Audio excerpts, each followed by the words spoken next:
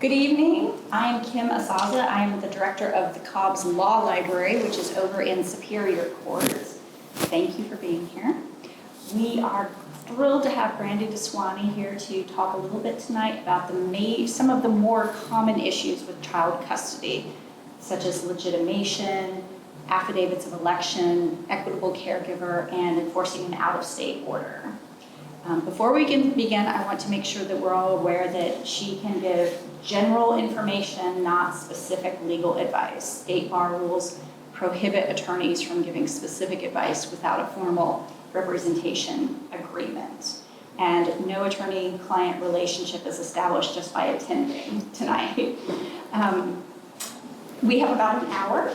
If there's time at the end, she will take some questions, but again, it'll be general information. And custody is a massive topic, so we'll get started. And this is Brandy DeSwaney. She has been practicing family law in Cobb County and really the world for nearly 20 years. So, I like to say I'm older than I look. We'll see how long that still lasts. So I'm Brandy DeSwaney. I've done nothing but family law for going on 20 years now. I started in Fulton County as a third-year law student interning for Judge John Goger, who at the time was on the family law court. So in Fulton County, they have a specialized court just dedicated to family law. There's currently 4 judges on that court, and at the time there was 3. So that was my first introduction into family law. I also represented victims of domestic violence through AVLF, and as a third-year law student, you could try cases under the Third-Year Trial Practice Act. So they took all of us rookies in and said, here's your clients, go try DV cases, and we did. And that was the beginnings of my family law world and experience. And since then, that's all I've ever done. So you asked me about contracts, you asked me about, you got in a car wreck. I'm not your girl. I have no idea what that world is, or criminal law for that matter. So I'll tell you what little bits I know about child custody. Today, we are going to talk about 4 areas. Now, I brought this to illustrate. This is what we call the Bible on custody. It's McConaughey, and this is what us attorneys go to. See how big this is? And it's got really tiny print. So I'm here to give you sort of this tip of a huge iceberg, and so we're going to do the best we can, give you little tips of the trade and go from there. But there's only so much we can do in an hour, but we're going to try. So the first topic we're going to have is legitimation. We're going to talk about affidavits of election, and I'm going to get a little bit on my soapbox with that. We're going to talk about equitable caregivers. It is a brand new statute. It has only been around since July of 2019. And then we're going to talk about steps to enforcing out-of-state orders, but I'm going to kind of roll that into where it's relevant in what you're here for tonight in the child custody issues. Okay. All right, legitimation. So we think we know what legitimation is and who should use it, or for the most part we do, but that means the child is the parents are unmarried at a time the child is born. You are not the legal father. We're going to talk about that some more. Okay, so here's the biggest misnomer. If you are on a birth certificate and you were not married when you had a child, that does not make you dad, all right? So everybody thinks my name is on the birth certificate, I'm good. Let me tell you folks, I could put Brad Pitt was the father of my children, which I mean, no offense to my husband, I wish he was. I could put Brad Pitt is the father of my children on my children's birth certificate, and they're just gonna sign off on it and say, okay, Brad Pitt's daddy. Like, it has no legal bearing in the state of Georgia whatsoever. We can put whoever we want. It means nothing relevant in the eyes of the law. It does not make you suddenly legitimized because you're on a birth certificate, because we can put whoever we want on the birth certificate. So legal custody versus physical custody, those are 2 different things. But everybody thinks of custody as where a child is physically located, okay? That is not the only custody issue. Legal custody is 4 main areas. 1, it is educational decisions. 2, medical decisions. 3, extracurriculars, and 4, religion. So who makes those final decisions on those 4 areas of legal custody matters, and you are not the legal father, you have no opinion in those things under the eyes of the law. Now, whether you should or not is a different story, but under the eyes of the law in Georgia, you do not. Physical custody is the second part, that when people talk about custody, when they say, oh, I've got joint custody, sometimes what they're referring to is legal custody, but it also could mean physical custody, meaning where is the child physically located and laying their head at night. So when you are not the legal father, you not only have no status physical custody to do anything, you also have no status to make any decision making for the child. So what does the reverse of that mean? That means mom has sole legal and physical custody. So if you show up at a doorstep and you say, I'm here to take my child, and you have never legitimized your child, that parent does not have to hand you that child. Ever. There is no court order in place that gives you any rights to that child, which is why I highly recommend, if you've had a child, you're a father, you want to be involved in their life, go legitimize if you want any rights to that child. Because you can show up and you could have seen the child every day for the first 5 years, and you and X get in an argument about something and she says, nope, not going to do it. Nothing you can do until you go to courts and get a legitimation. Because in the eyes of the law, the child's not legitimate. All right, so here's the other part I get asked a lot. Okay, so I'm not going to legitimate. That means I don't have to pay child support. If only it were that simple, but it's not. Support and visitation are not connected whatsoever, in my opinion, under the eyes of the law. You can get child support, you can go and so we have a public policy that children should be paid for, right? This government does not want to support your child, the government wants you to support your child. So the government will come in and they will say, under the eyes of the law, you made the baby, you may not want rights to the child as far as legal or physical custody, but you're gonna pay for the child. So you can still come in, you can still get child support, regardless of whether or not a parent has legitimated. Only a father can legitimate a child. Sorry, moms, you can't go in and file legitimation. It's not for you, it's only a father. Now, mom can file a paternity action, but you cannot file a legitimation action. It has to be the father coming in and saying that. Why should we legitimize? Number one, that legal custody I just told you about. You want to help make decisions for your child, you want to be involved in that? Go legitimize. That's how you do it legally. You want to have parenting time under the eyes of the law, you want to be able to go, you want to be able to take your court order, you want to be able to say, yes, this is my time. Legitimize, that's physical custody. You get to see your child, you get to have parenting time. Inheritance, so this is a big one. Unfortunately, especially during COVID, we had several parents who lost their lives and children were left behind. If you have not legitimized a child, your child has no rights of inheritance to your estate, okay? So let's assume you have an estate, you have something. And let's say that in your will you said, I bequeath all my children, whatever in my estate. If you did not define who that child was under the eyes of the law, if you have not legitimized that child, you think you've protected that child in that will by just saying all my children, and it's not defined, they're not getting anything. So a lot of those lessons were learned, and so we as lawyers try to explain, if you want your child to have a right of inheritance, now the way around that is you name the child specifically. I bequeath, Jane Doe X. That gets around it. But in general, people just put my children. They don't realize how the law works, and so if that wasn't a legitimation, they have no rights to your inheritance under the law. How do we legitimize? That's why we're here, right? Okay, tell us what to do. Okay. We talked about signing the birth certificate is not enough, although a lot of folks think that it is. There are two ways to legitimize. One, it is actually something I've only seen one time in my entire career, and when I saw it, I honestly didn't know what to do with it. You may know what I'm talking about. It's called this acknowledgement of legitimation.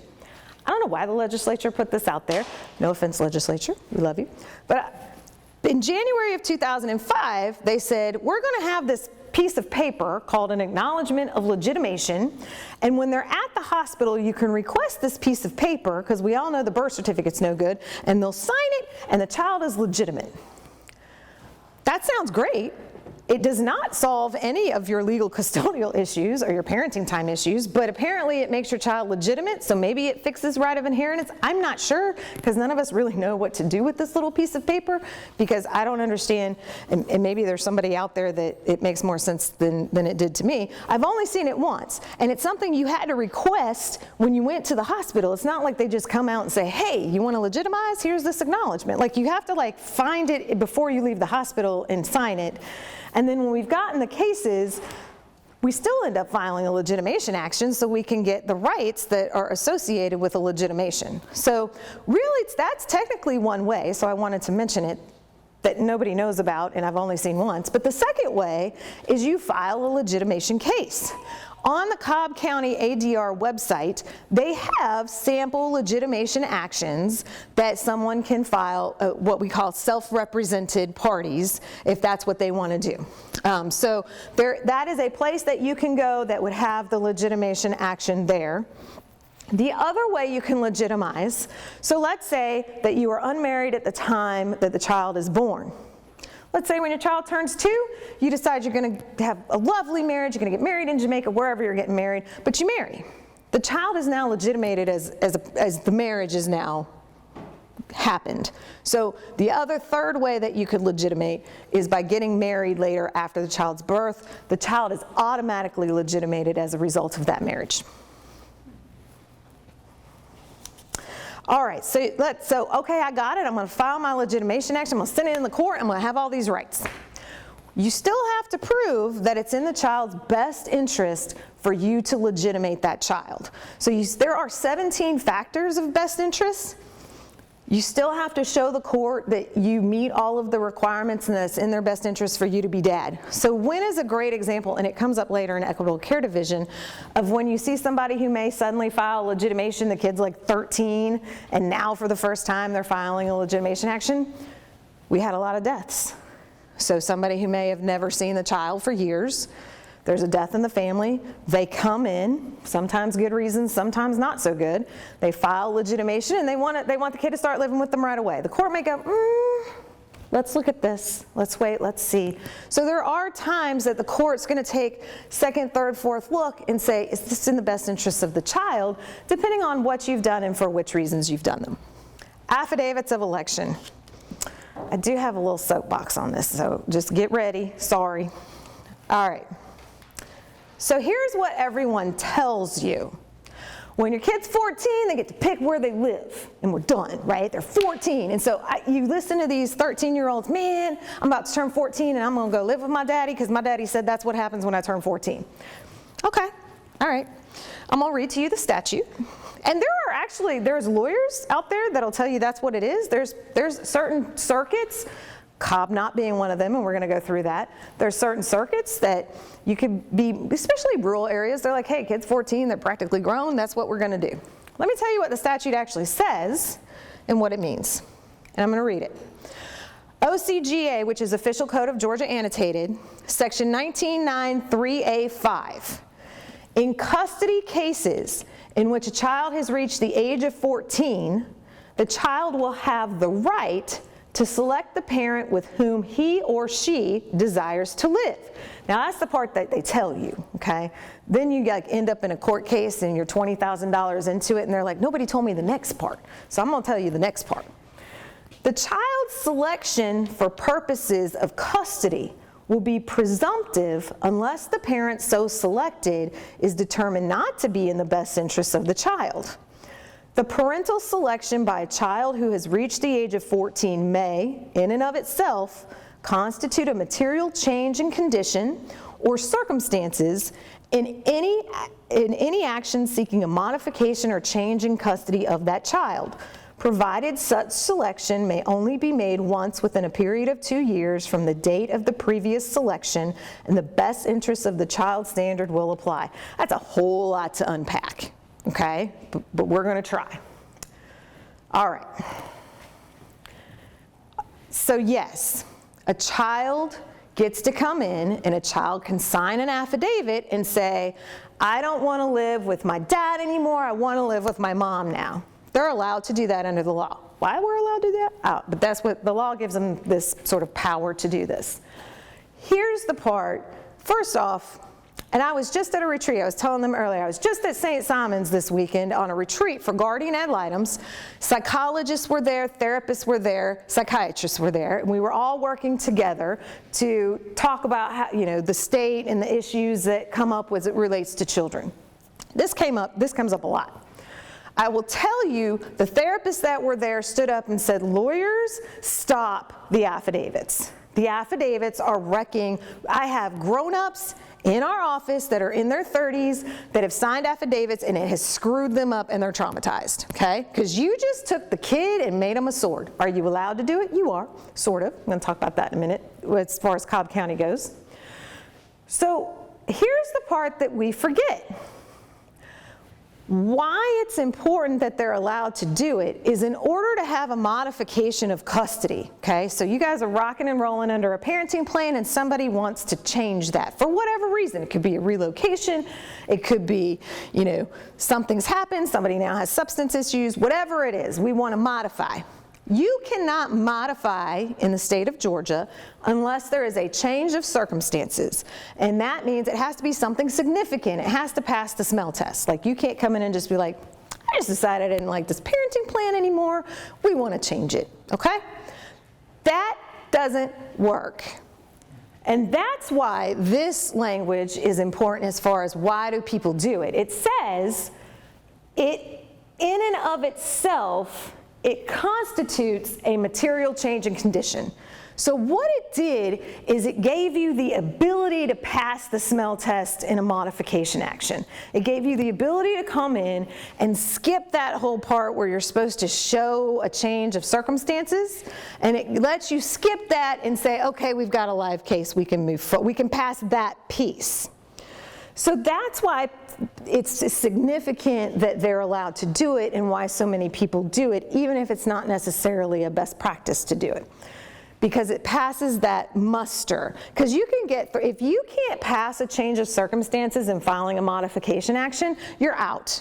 You're out and you could get slammed for attorney's fees for filing it. So that's why it's very important and why attorneys talk about it and why they often do it. Here's the part everyone forgets. It goes back to best interests at the end of the day, folks.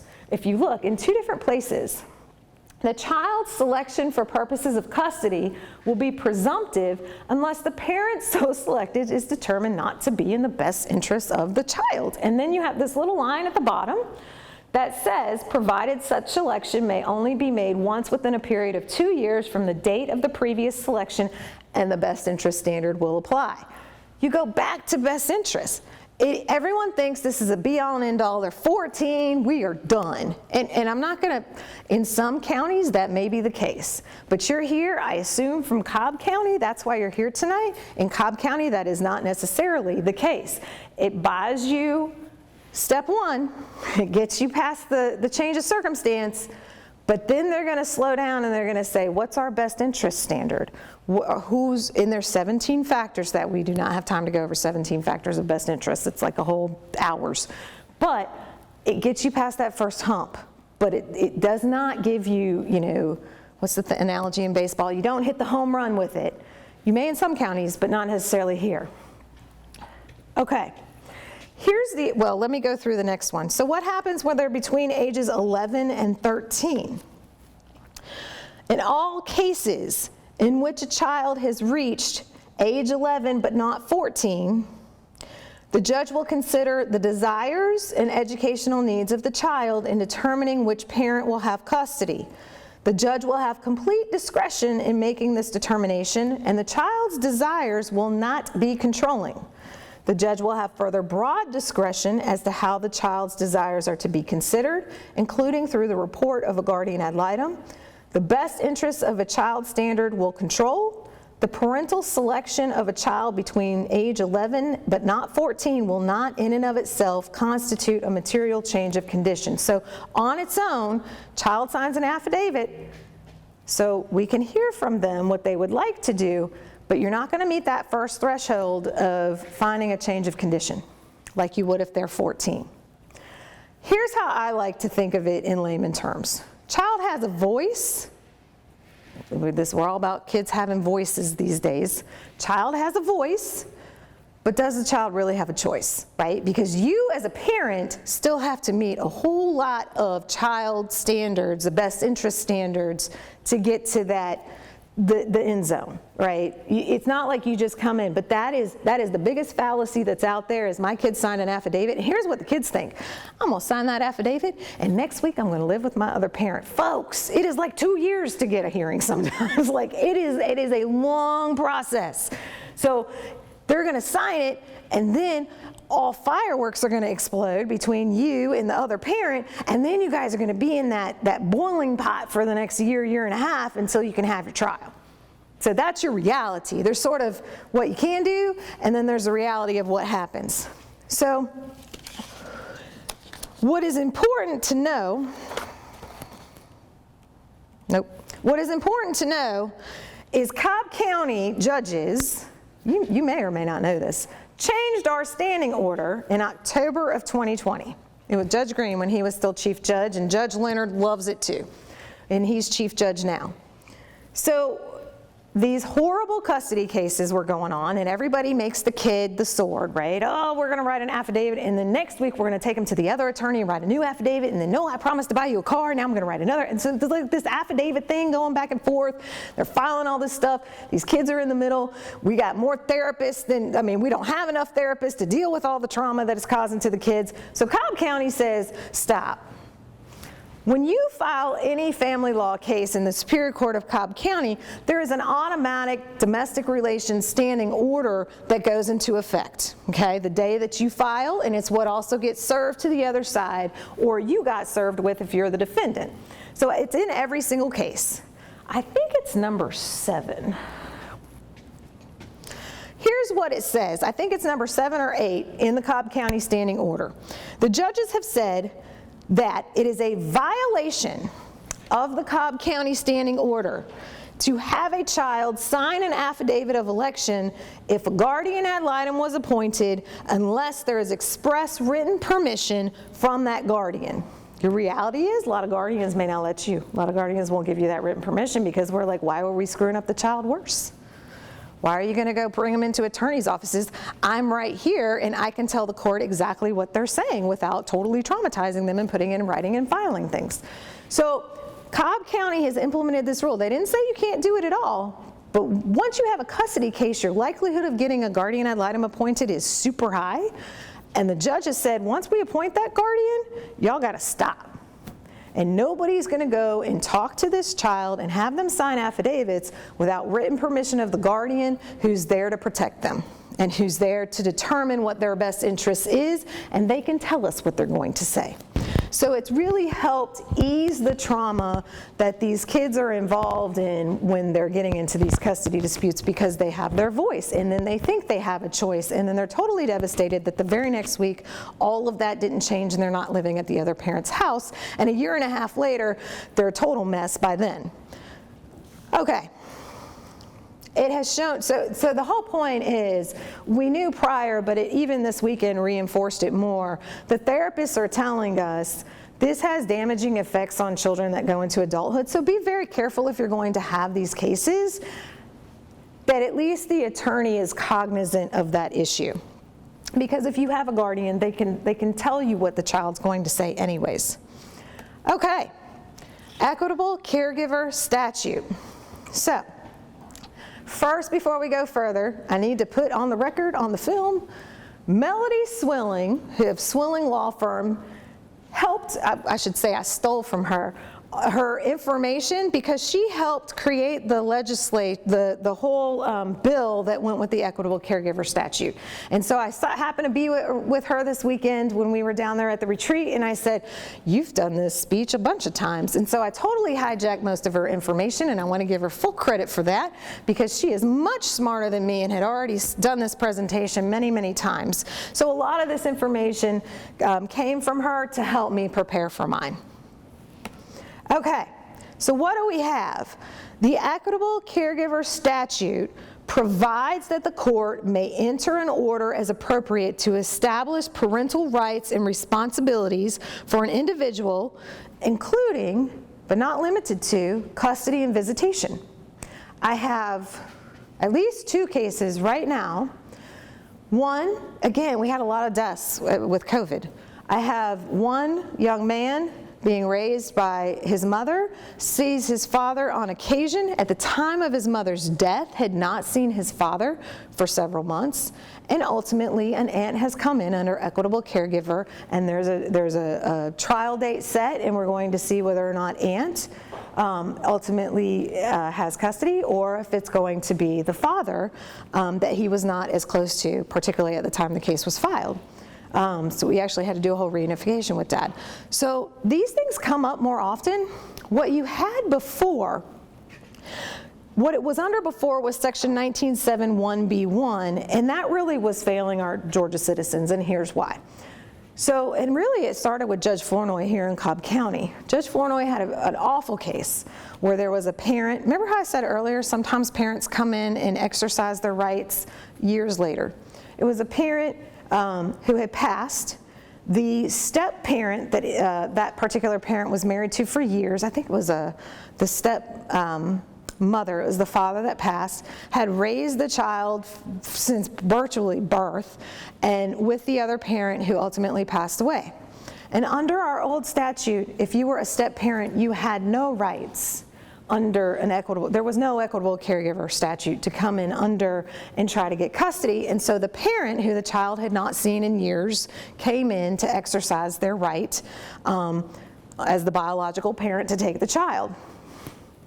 It went up on appeals, and Judge Flournoy, who we all dearly love, was basically like, you know what? That's who the parent is, you know, and even though it got overturned, he said that the step parent who'd raised this child, acted as the parental figure, should be the one that has the child. Ultimately, and somewhat as a result of that case, it was recognized that we need to change this law.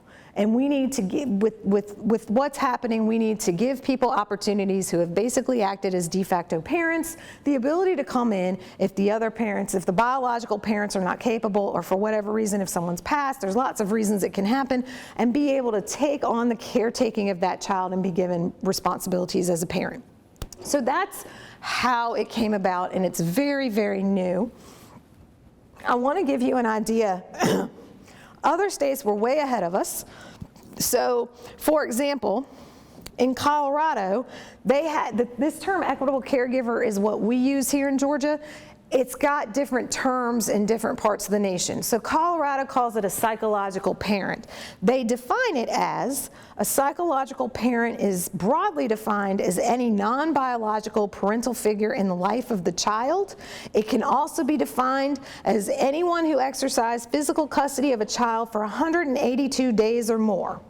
It can also be an adult who develops a strong parent-like bond with a child without actually becoming the child's legal parent. So it's also called de facto parentage. So in Massachusetts and Wisconsin, they've defined it as a de facto parent is a person who is the current or recent caretaker of a child and who has been found by the court to have assumed on a day-to-day basis the role of a parent to the child. And then in other states, several other states, they call it in loco parentis. And that, according to the Supreme Court of Arkansas, in loco parentis means in place of a parent, instead of a parent, charged factitiously with a parent's rights, duties, and responsibilities. And so it's existed in all of these other parts of the nation, but it didn't necessarily have a place for everyone in Georgia. We did not define step parents. We kind of left all that out. So now we have tried to right that ship by having an equitable caregiver statute. The other thing that's good to know is family law. So why is it different in Georgia? We're different in a lot of things in Georgia. Why is it different? Family law is controlled by state law. Okay? So what you have here in Georgia is going to be very different from what you have in Florida. It's going to be very different from what you have in Arkansas, Colorado. It's because every single state has a right to determine what their family laws are going to be. And this is what Georgia has chosen. So we get this statute on July 1st, 2019. So it's brand new. It's still kind of going through courts. It's still going up and down the Supreme Court of Georgia, and we're still figuring it all out. But basically, who's going to qualify? someone who has fully and completely undertaken a permanent, unequivocal, committed, and responsible parental role in the child's life. So that's one. 2, they must have engaged in consistent caretaking of the child. 3, established a bonded and dependent relationship with the child, and that relationship was fostered or supported by a parent of the child, and such individual and the parent have understood, acknowledged, or accepted or behaved as though such individual is a parent of the child. And 4, accepted full and permanent responsibilities as a parent of the child without expectation of financial compensation. So it's not a if you did this, it's and, it's all of them. You have to meet all of these requirements to be determined as I qualify as an equitable caregiver. So that's what you have to fall under in order to, again, pass that initial smell test. Okay, here's the hard part. Burdens of proof. Again, that's a whole evidence class, but I'm going to try to really break it down into child custody issues. That first line, clear and convincing evidence, that is the highest burden that you can have, okay? So not only do you have to meet all of those requirements to even pass a smell test to file a case, but you got to show clear and convincing evidence of the following, which is the highest standard one can have. So in general, we have an idea that once you have a child, that's your child, and you have a constitutional right to your child. So you better have some really big reasons why you should be the parent over a parent. Does that make sense? All right. 1, you would have fully and completely undertaken a permanent, unequivocal, committed, and responsible parental role in the child's life. 2, engaged in consistent caretaking of the child. 3, basically it's everything we just talked about. Establish a bonded, independent relationship with the child. The relationship was fostered or supported by a parent of the child, and such individual and the parent understood, acknowledged, or accepted or behaved as though such individual is a parent. So where do we see this? You see this part a lot in cases, especially when there's substance abuse, okay? So you got a parent that really struggles, but that parent knows they're struggling and they say, can you help with my child? I'm either going to work on myself or I know I'm not in a good state of mind to work, to handle my child right now. So over time, for a long time, they end up caring for the child, and it's with the parent's knowledge, right? The parent can always come back and technically take back the child at any time until they have rights under the law. Within my own family, there's an aunt, well, actually a cousin, who's had the granddaughter for years, every day for years. And we're lucky because the mom kind of knows she's got some issues, and so she's never come in and tried to do anything with that. Every once in a while I get involved because we have to do things like get a passport because they just went on a trip to Africa to go do a safari, and so we had to get around that. But, you know, luckily they're able to do it without having had to go to court, and the mother ends up signing off on everything that they need for the child, so the child's grandmother can do all of those things. But oftentimes these are happening with consent of the parents. Number 4, accepted full and permanent responsibilities as a parent of the child without exception of financial compensation. Usually these are the folks who are paying for the children, right? They're paying, they're making sure there's food on the table. They may be paying for the lights to be turned on. They may be paying and helping out with the mortgages. Usually they are actually providing compensation. 5, demonstrated that the child will suffer physical harm or long-term emotional harm, and that containing the relationship between such individual and the child is in the best interest of the child. So what happens to a child when that step-parent has raised them since they were a baby? They're now 13, the biological parent dies, and somebody they haven't seen and don't remember walks in and says, guess what? You're coming to my house and I've got you now. It's like a death twice. They've now lost both of their parental figures all at the same time. So that's an example of where there can be some really long-term emotional harm. You've also got kids let's say they're coming from very traumatic backgrounds, which often happens. Sometimes they're suffering physical harm, meaning they're cutting themselves. They're harming themselves because their life is out of control, and you've got some folks that might be funding, all right, who's counselors, what can we do, what mental health can we get, and it's not the parent that's doing those things. So there's all sorts of things, but understanding, clear and convincing. It's the highest burden.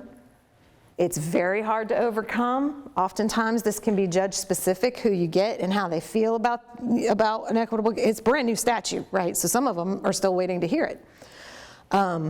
So it's out there. Now, the other thing, how can we show harm? Okay? In determining the existence of harm, the court shall consider factors related to the child's needs, including but not limited to, who have been the caretakers? Right? Is this a parent that does come in every year? Granted, they may not be there every day, but they're trying. You know, maybe they went to rehab for a few months and now they're back and they're better. You know, what do we have? With whom has the child formed the psychological bond and the strength of those bonds? I call it the emotional bond. So you have cases sometimes where, let's say there's a parent that's had various issues. A child may not be comfortable with that parent for various reasons, and their emotional support is actually from a different third party. I've seen that in cases as well. Matter of fact, in one recently, the child was very close. And believe it or not, the child acted out in front of one of the family members that was under an equitable caregiver, and like didn't act out and didn't say anything and just kind of was super quiet with the other parent. And the therapist was explaining it's because the child feels safe with the one they're acting out with. And that's that emotion. They feel the grief. They feel like they can act out. It was very interesting.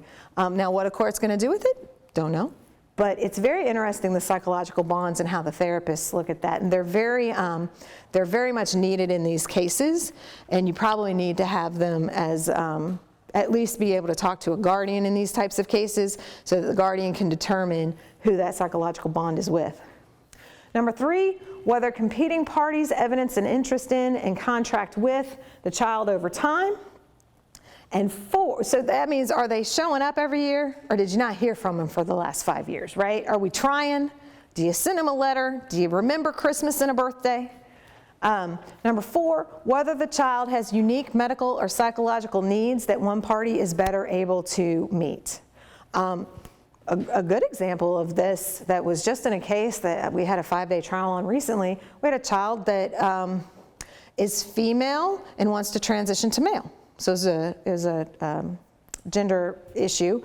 And you had one parent or one set of grandparents who were very understanding of that, researched all of that, and actually the mom wasn't bad with that either. But you have these unique things that are coming up now that you've got to sometimes look at as well.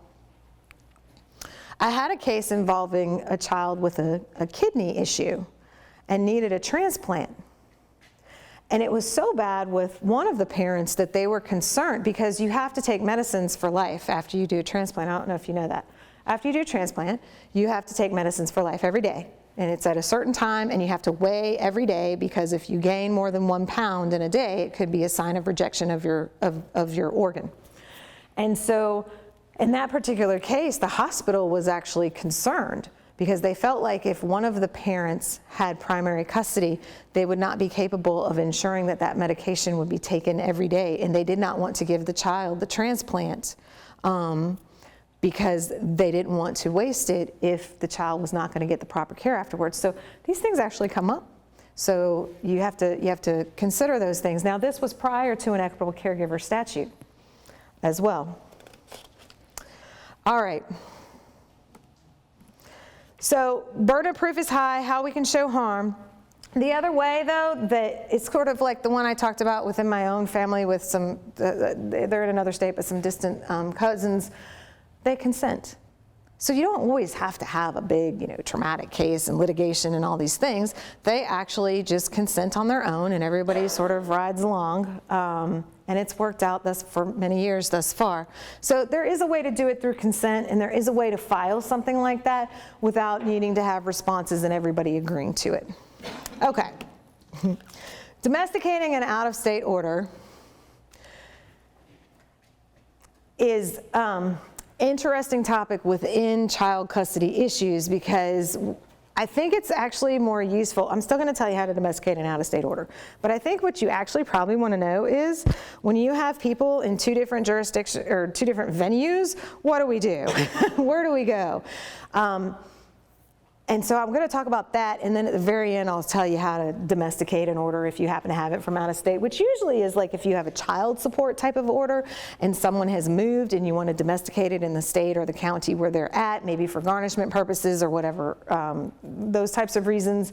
But in general, where we are and what we file becomes a pretty big deal. So the first thing I'm going to talk about, I'm going to go before you ever get an order, okay? There are 2 acts out there, all right? There is what we call UCCJEA, Uniform Child Custody Jurisdiction and Enforcement Act. So this is where we're in Georgia and someone else lives in Colorado, Ohio, name a state, and now we have a custody dispute. Where are we going to go, okay? This is the law that applies. The UCCJEA tells us what we're going to do. I'm going to talk about it in a minute. So now let's go a little closer to home, and let's say you live in Cobb County and the other parent of your child lives in DeKalb County. That is when Georgia Child Custody Interstate Jurisdiction and Enforcement Act, GCCIJA, goes into play. It's an intrastate issue. It's within the state, and we have a county issue. What applies? I'm going to tell you in general, as a general rule, when I teach the family law workshop for Cobb County, a general rule is going to be that you file where the defendant resides, okay? That's a general rule. It's not every single time, but in the majority of cases, that is the case. All right. So how do we figure it out? Why do we have it? So the purpose of the UCCJEA is to avoid what we call jurisdictional competition. So what do? We all run to the courthouse, and you're going to file over here, and you're going to file over there, and we're going to have 2 competing custody cases in 2 different states or 2 different counties. That doesn't make sense, right? The judges say, nope, we got to figure out where we're going to go. It promotes cooperations with the courts as it relates to a child. The courts have said we want to have a standard that we follow because we don't want this kid to be in between 2 different states in some fight. We need to figure out at least which state it should be that makes the determinations. You ensure cases occur in the state with which the child has the closest connections. So it's going to determine where the closest connection is for which state you go to. It reduces continuing controversies and what we call judge hopping and continuing to file in different places. It stops a lot of that. And kidnapping, it reduces a lot of the kidnapping issues. People will just take the kids, kidnap them. It actually goes, and I'll just spend a second on this. So I do a lot of international custody cases as well. And in those cases, the Hague Convention applies. So there are numerous countries that the Hague Convention will apply. Most of Europe is members of the Hague.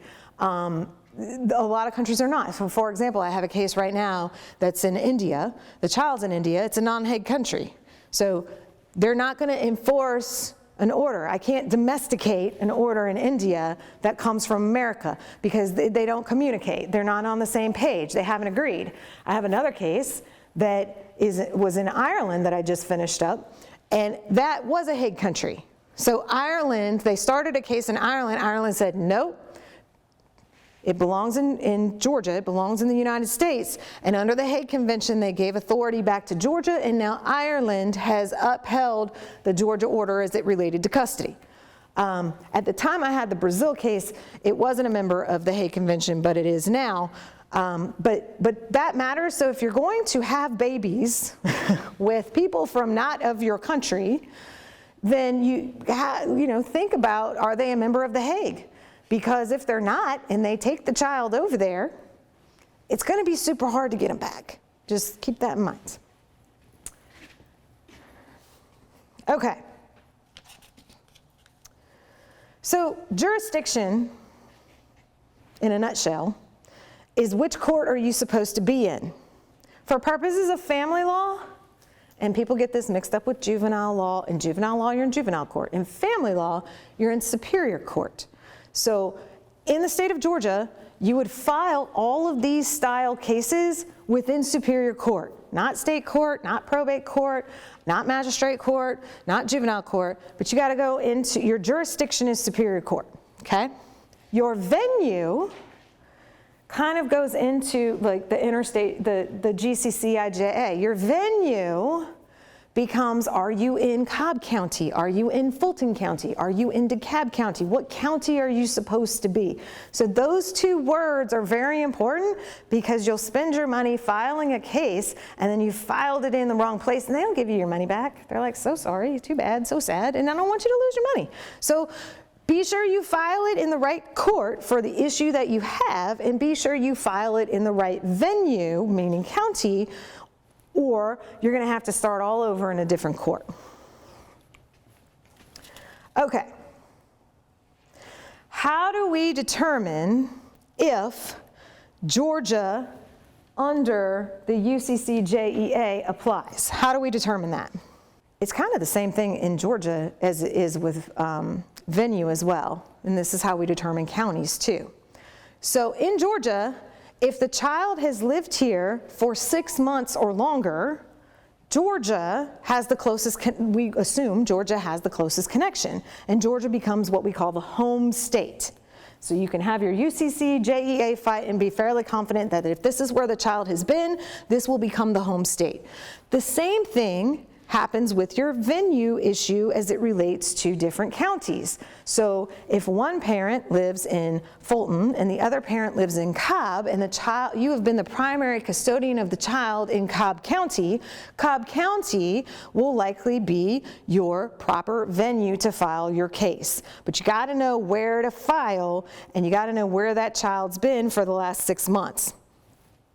And we don't have time to go into, well, what happens if the folks that I say couch hop, well, they were like 2 months over here and 3, you get a lawyer and they figure it out, right?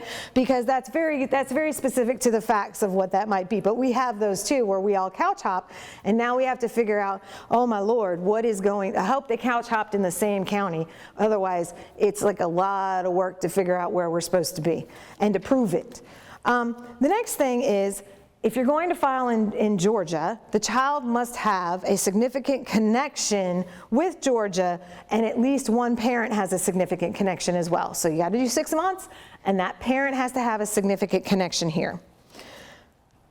The child, another way that you can get jurisdiction in venue in Georgia is if the child is currently in Georgia and is at risk of abuse or neglect, should that child be returned to their home state. So this is when you have the emergencies, like family law is full of emergencies. Oh my God, if they go back, little Johnny's gonna get beat up by so-and-so in some other state, Georgia needs to take jurisdiction. Now they're gonna look at it, again, we gotta pass some smell tests, and you're gonna have to prove a lot, but it can be done. That's another way to get it. UCCJEA will apply in legal custody cases, physical custody cases, and your regular old visitation type cases.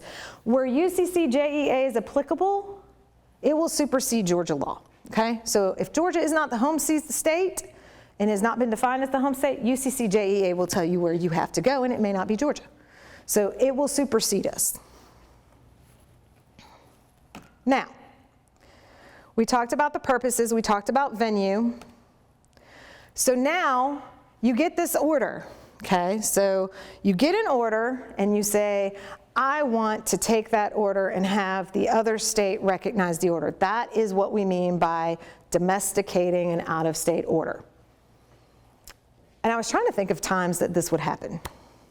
That wasn't child support related. That was child custody related. So here's a couple that, well, one that I came up with. Let's say that you get an order in one state, but somebody didn't like it, okay? So let's say the order is hot off the press, the ink is not dry, and somebody's angry because that's not what they wanted, and so they're gonna go back to their state and they're gonna file the same thing, and we're gonna take a second bite at that apple.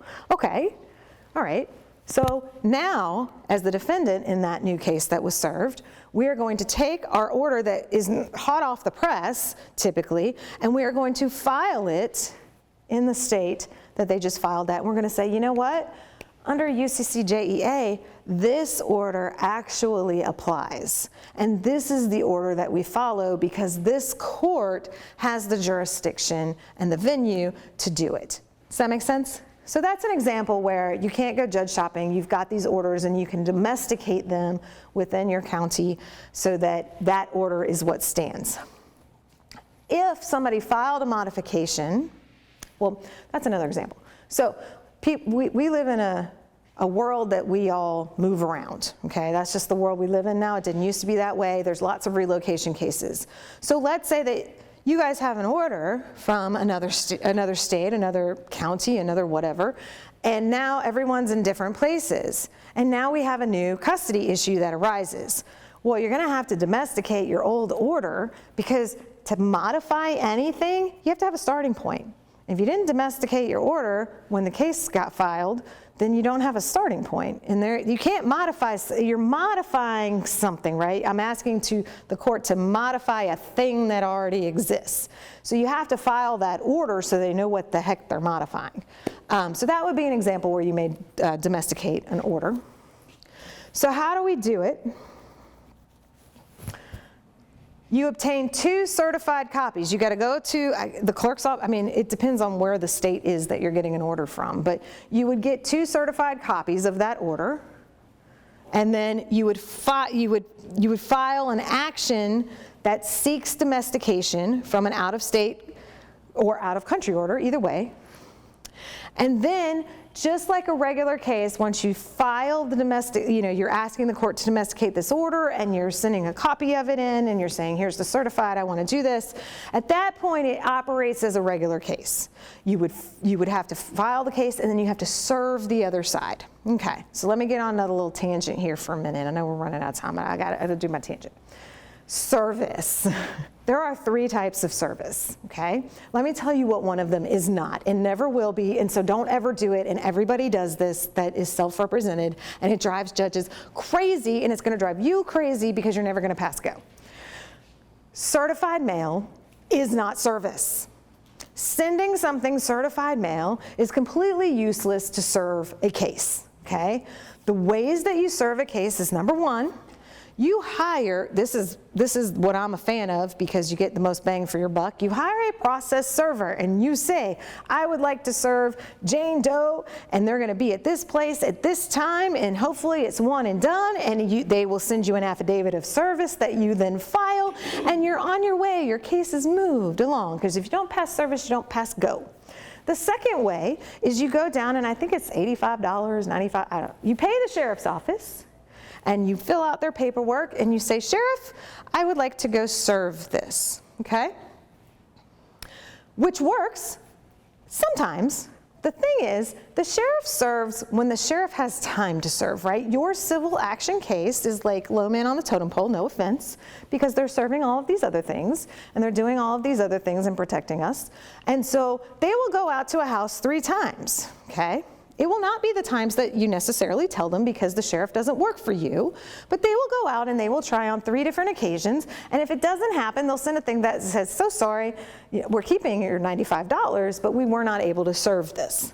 So again, that's the reality. So you have to make a choice. Do I want the personal process server, who may or may not be able to find them, but it may be the best bang for your buck because you may have to send the sheriffs out there like 16 times and pay each time to try to get it served. The third way, which is a hard way, so I don't recommend it, is by publication. When do you serve by publication? You truly do not know where the other side lives. I have found that that is not necessarily the case. People want to serve by publication because they don't actually really want to serve the other side, quite frankly.